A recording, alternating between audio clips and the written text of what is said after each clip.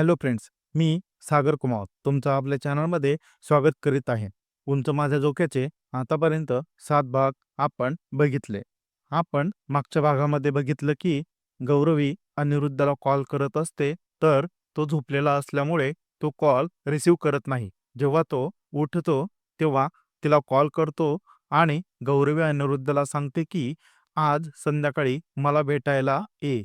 तसं तो पण त्यावर होकार भरतो. चला तर पुढे वळूया आपल्या कथेकडे. भाग क्रमांक 8. ठरल्याप्रमाणे संध्याकाळी दोघंही नेहमीच्या ग्राउंडवर भेटतात. शेजारीच एक बाकडा असतो. दोघंही त्यावर बसतात. बोल, काय काम होतं? अनिरुद्ध म्हणतो, मला असं वाटतं आपण हा कॉन्ट्रॅक्ट न करताच हे लग्न करावं. गौरवी स्पष्ट बोलते. अनिरुद्ध तिचं बोलणं ऐकून शॉकच होतो. परवा कॉन्ट्रॅक्टचं बोलणं झालं होतं आणि कालच दोघांचं लग्न जमलं होतं आणि आज तो तिला महत्वाचं काम समजून भेटायला आल्यावर हे सांगत होती म्हणून त्याला तिचा रागच येतो. गौरवी, हे काय बोलते? मी तुला आधी सर्व स्पष्ट सांगितलं होतं. तुला मान्य नाही होतं तर तेव्हाच सांगितलं असतं. मी दुसरी मुलगी शोधली असती. आता सर्व झाल्यावर हे शक्य नाहीये. तो थोडा वैतागून म्हणतो. मी परवा फक्त माझा फायदा बघितला. पण काल जेव्हा सगळे हे नातं भावनेने जोडत होते, तेव्हा मला माझी चूक कळली. सॉरी, पण मला कोणाला धोका द्यायचा नाहीये. गौरवी बोलत होते. मग आता काय करायचं? तूच सांग. अनिरुद्ध अनिरुद्ध टेन्शनमध्ये येतो. आपण हे लग्न करू, फक्त कॉन्ट्रॅक्ट न करता. गौरवी म्हणते, यात माझं काहीही नुकसान नाहीये. तू फक्त तुझं बघ. माझ्या लाईफमध्ये तू ढवळाढवळ करू नको, म्हणजे मला कॉन्ट्रॅक्टची गरज राहणार नाही. अनिरुद्ध म्हणतो, मला फक्त तुमच्याकडून सपोर्ट हवा आहे. कारण त्या घरात मी तुमच्याच विश्वासावर येते. बाकी तुमच्या फॅमिलीला मी बरोबर सांभाळेल. ती अजूनही आत्मविश्वासाने म्हणत असते. मी तर तुला असंही सपोर्ट करेलच, पण तू माझ्या फॅमिलीला ओळखत नाही. ते तुला त्यांच्या बंधनात अडकवून ठेवतील. कॉन्ट्रॅक्ट असला म्हणजे जेव्हा तुझ्यावर जास्त दडपण येईल, तेव्हा कॉन्ट्रॅक्टनुसार तू ते घर सोडून जाऊ शकते. अनिरुद्ध परत तिला समजावत होता. जेव्हा ते माझ्यावर दडपण टाकतील, तेव्हा मी त्यांना व्यवस्थित समजावून सांगेल.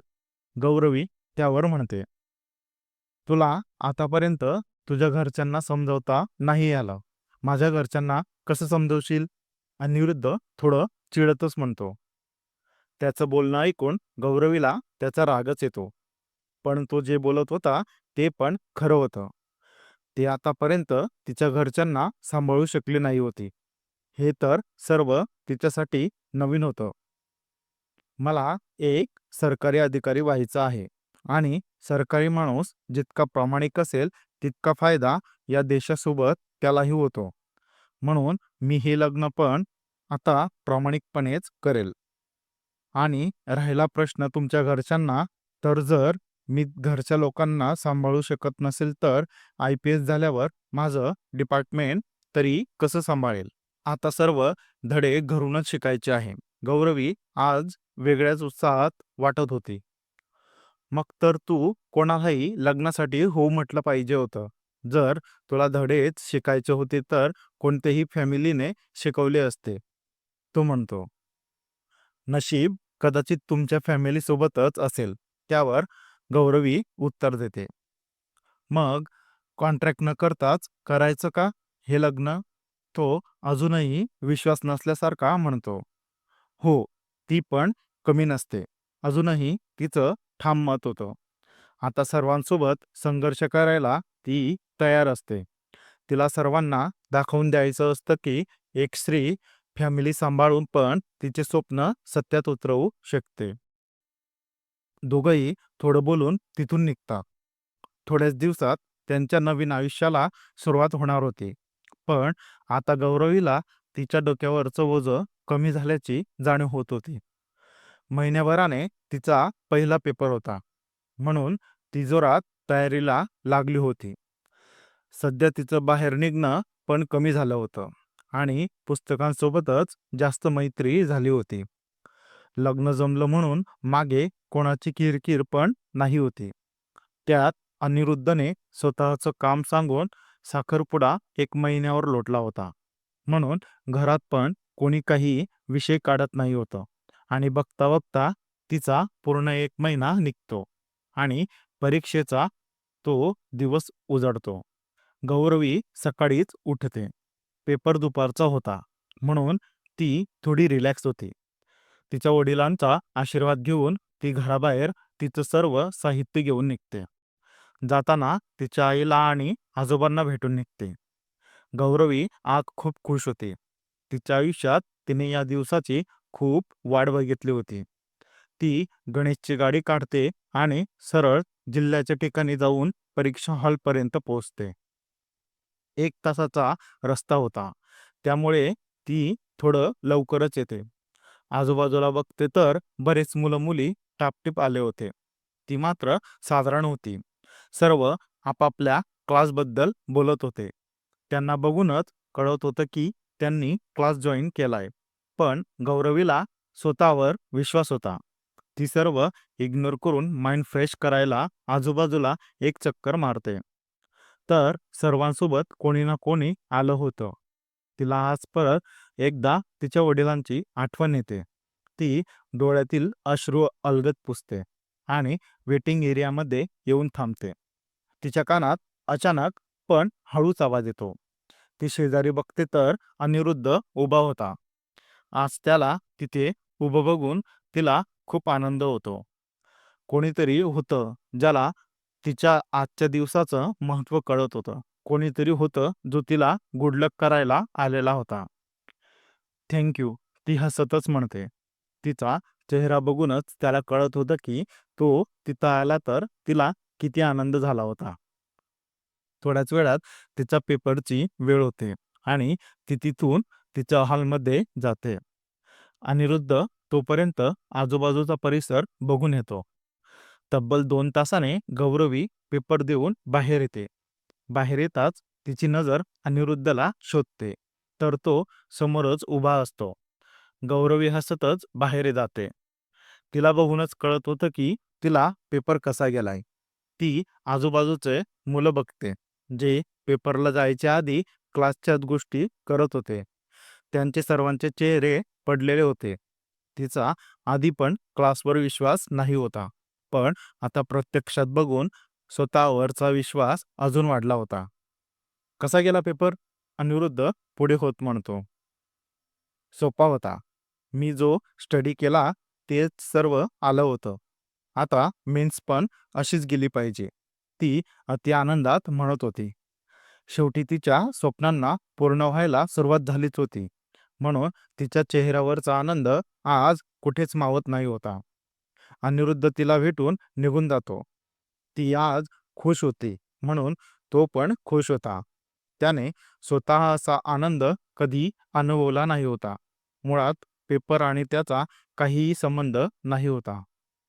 म्हणून तो फक्त तिच्या आनंदात आनंदी होतो. ती पण आनंदातच घरी जाते. घरी कोणालाही काही इतकी पडलेली नसते. पण गायत्री काळजीने तिला पेपरबद्दल विचारते. म्हणून गौरवीला पण बरं वाटतं आणि ती आनंदातच सगळं सांगते. तिचा आनंद बघून गायत्री पण खुश होऊन गालातच हसते. आज अनिरुद्ध आणि गौरवीचा साखरपुडा होता. म्हणून सर्व गडबडीत होते. पहिली परीक्षा पास झाल्यावर दुसरी परीक्षा लगेच होती. म्हणून ती सध्या अभ्यासातच बिझी होती. पण साखरपुड्यासाठी तिने एक दिवस काढला होता. तिला स्वतःवर विश्वास होता की हा पहिला राऊंड ती पासच होईल. म्हणून तिची दुसऱ्या राऊंडसाठी तयारी जोमाने चालू होती. आज तिने जांभळ्या रंगाची पैठणी घातली होती. त्यावर घालायला कौशल्याबाईने तिला भरपूर दागिने आणले होते. सिंपल मेकअपमध्ये पण ती छान दिसत होती. अनिरुद्धने पण तिच्या पैठणीला शोभेल असा कुर्ता घातला होता. दोघांची जोडी एकदम शोभून दिसत होती. भटजी सर्व तिथीप्रमाणे त्यांचा साखरपुडा पार पाडतात. सर्वांचे जेवण झाल्यावर सर्व गौरवीच्या हॉलमध्ये बसतात. त्यांच्यात भटजी पण बसलेले असतात आणि पत्रिका बघून लग्नाच्या तारखा सांगत होते. गौरवी आणि अनिरुद्ध पण बसून ते सर्व ऐकत होते.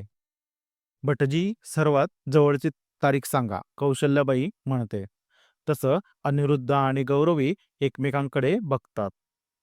अर्थातच गौरवीला परीक्षेसाठी थोडा वेळ हवा असतो. आत्या, तारीख 3 महिन्यानंतरची काढली तर नाही चालणार का? गौरवी सर्वांसमोर म्हणते. कौशल्याबाई तर तिच्याकडे बघतच राहते. सर्वांसमोर ती तिच्याच लग्नाचं बोलत होती म्हणून तिला आश्चर्यच वाटतं. का?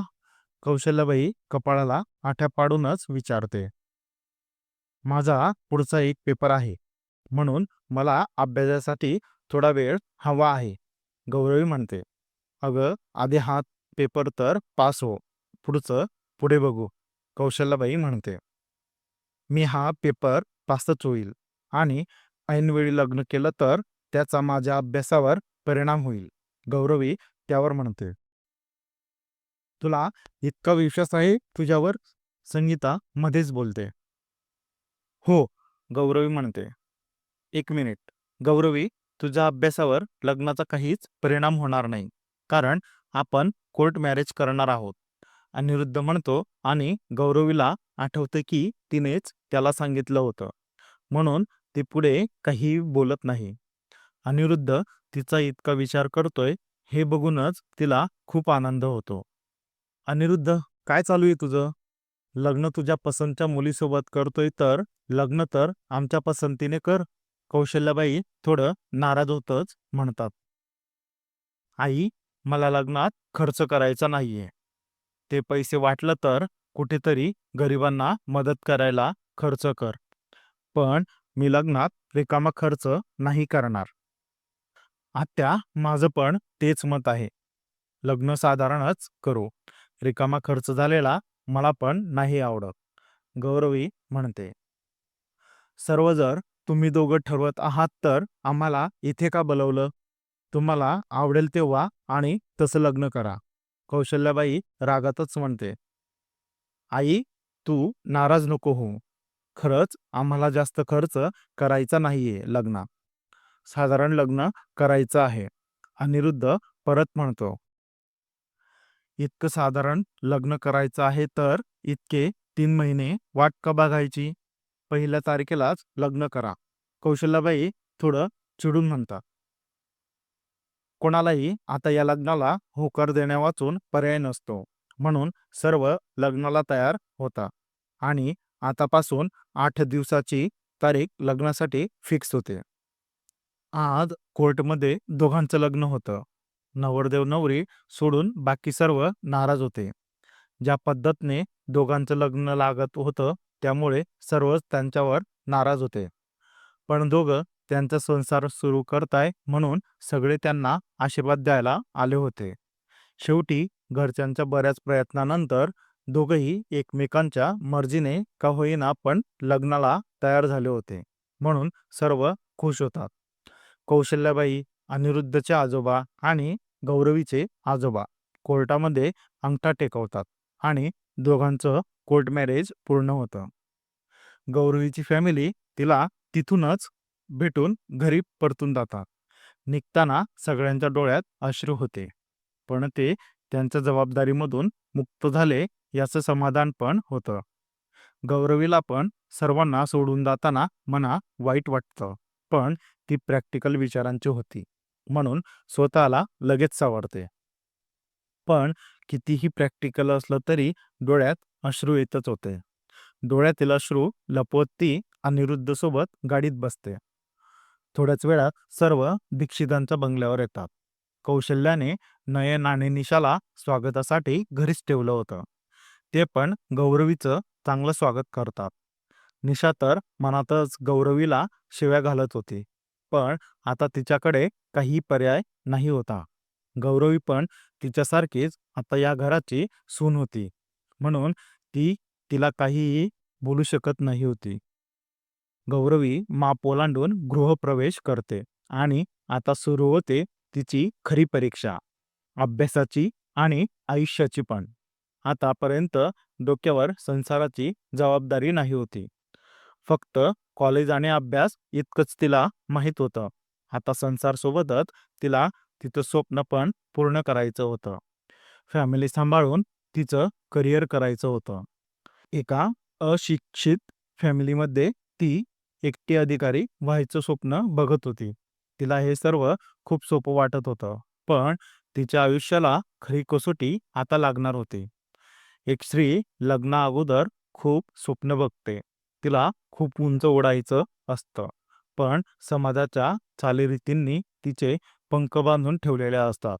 शेवटी ती जेव्हा सर्व बंधन तोडून उडायला सक्षम होते, तेव्हाच तिच्यावर इतक्या जबाबदाऱ्या, कर्तव्य येऊन जातात की ती स्वतः माघार घेऊन तिचं पूर्ण आयुष्य घर-संसार सांभाळण्यातच समाधान मानते.